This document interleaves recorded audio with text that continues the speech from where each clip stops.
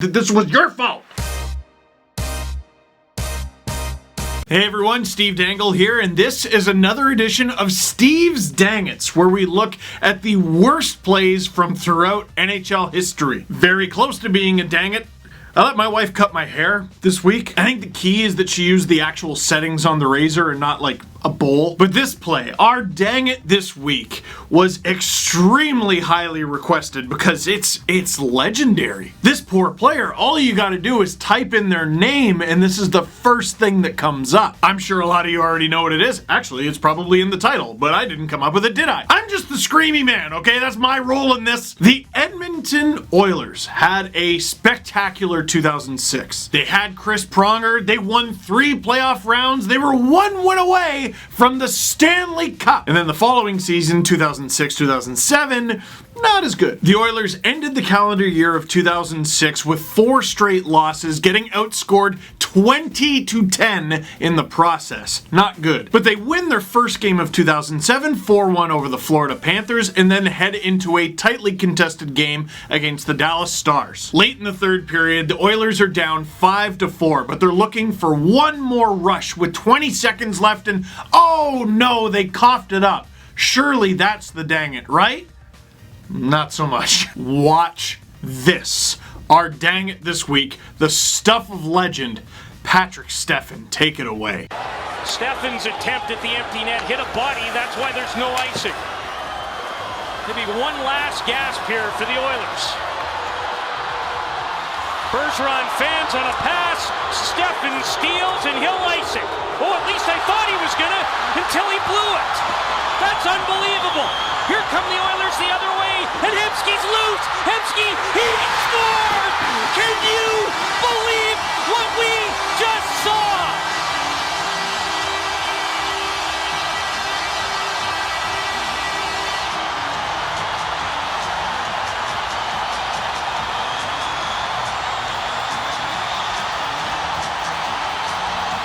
That's the most ridiculous thing I've ever seen.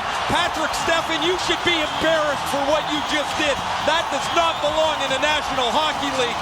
And then the puck is turned over. Stoll gets the puck up, and shockingly, it's Ryan Smith.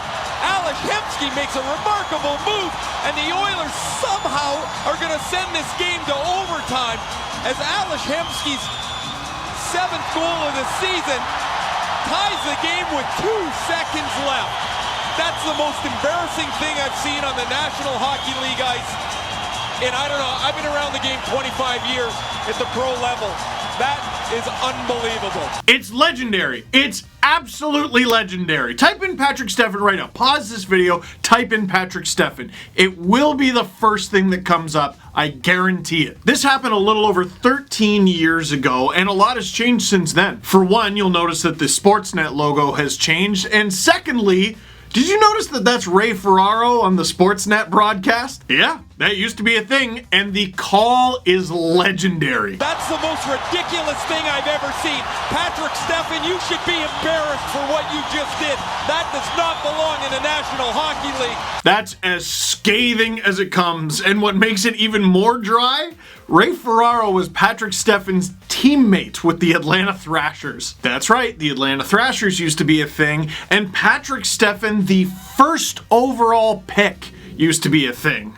Let me explain. The 1999 NHL entry draft was not expected to be anything special, and actually time has proven that correct. There are obvious exceptions. The Sedins went 2nd and 3rd overall, but for the most part, it actually was a bit of a disappointing draft. The 4th leading scorer from the 99 draft had 623 points, and it was Radim Vrbata. No disrespect to Radim Vrbata, he was actually a very underrated player, but that's 4th? Only 4 players eclipsed 1,000 games from that draft, and in fact, only 4 players eclipsed 900, and the player in 5th with 881 games is Martin Erat. I digress. The first overall pick in the 1999 NHL entry draft was Patrik Stefan, going to the Atlanta Thrashers. In his rookie season, in 72 games, he had 5 goals and 20 assists for 25 points. Now, not every 18-year-old rookie, especially on an expansion team, is going to be amazing and put up 1,000 points. But it just never seemed to pan out for Stefan. He topped out at 14 goals, he topped out at 40 points,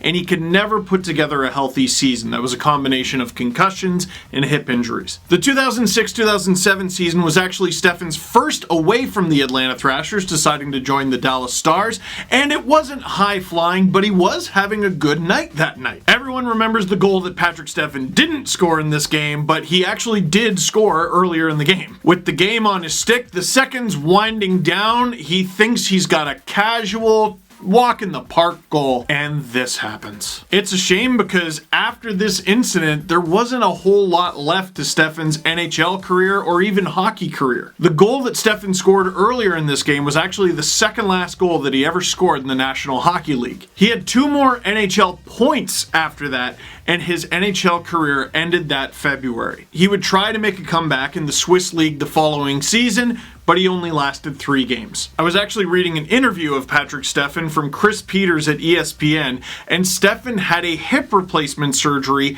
last summer at the age of 38. At the time I'm making this video, the guy's still not even 40 years old. Doesn't that feel like an eternity ago, that goal? Now, injuries will obviously hurt your longevity, but a bouncing puck like this, that just hurts your legacy. Maybe show another little clip. Now, this is actually a 2-pronged dang it, however. Let's revisit what happens after the Patrik Stefan miss. Fans on a pass, Stefan steals and he'll ice it. Oh, at least I thought he was gonna until he blew it. That's unbelievable. Here come the Oilers the other way, and Hemsky's loose. Hemsky, he scored! Can you believe what we just saw? Inspirational, spectacular, fantastic. Ales Hemsky with the dirty move on Marty Turco ties the game for the Edmonton Oilers in front of a stunned home crowd in Edmonton. Amazing. Now, what they don't often tell you about that game is the Oilers actually lost that game. They lost it 6-5 in the shootout. Ales Hemsky and Peter Sikora both shot for Edmonton, neither scored. Sergei Zubov and Jussi Jokinen shot for Dallas, both scored. Wait, is losing in the shootout the dang it? Oh no. Oh, now you probably think I'm going to tell you about like playoff implications, right? No. The Edmonton Oilers finished with 71 points that season. They didn't even come close to making the playoffs. The Chicago Blackhawks also had 71 points, but Edmonton finished higher than them in the standings because they had 1 more win and a better goal differential. Why does that matter?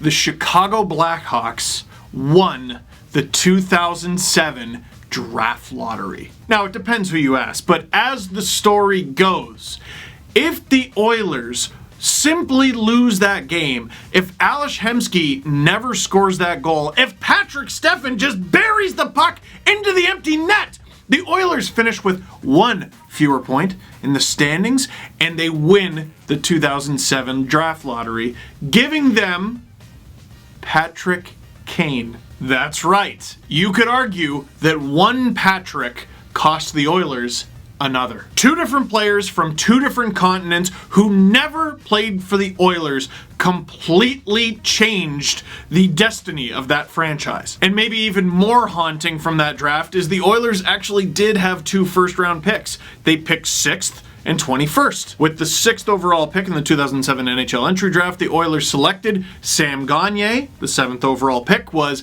Jakub Voracek. And with the 21st overall pick in the NHL entry draft, the Oilers selected Riley Nash. The 22nd overall pick was Max Pacioretty. To clarify, that's not Patrik Stefan's fault. The Oilers could have drafted either of those guys. They just didn't want to. But isn't it funny how that one goal that never was changed everything? Now, that's just one of those things that hockey fans throw out there because it is technically true that if the Oilers did not get a point that night, they could have won the draft lottery. To me, that's a whole lot of ifs and buts, candy and nuts, all that nonsense. For example, the very next night, the Oilers played the Vancouver Canucks, and with less than 3 minutes to go in the game, with the Oilers losing, Peter Sikora ties it up, sending the game to overtime. The Canucks would end up winning the game in overtime, but once again, There was another point that, oh, if Sikora just hadn't scored that goal, who knows? Maybe they get the first overall pick in 2007. It's not Peter Sikora's fault, it's not Ales Hemsky's fault, and it's not Patrik Stefan's fault, but it is kind of interesting. But please, just one more time for the legendary goal that never was. Fans on a pass, Stefan steals and he'll ice it. Oh, at least I thought he was gonna until he blew it. That's unbelievable. Here come the Oilers the other way, and Hemsky's loose. Hemsky, he scored! Can you believe what we just saw?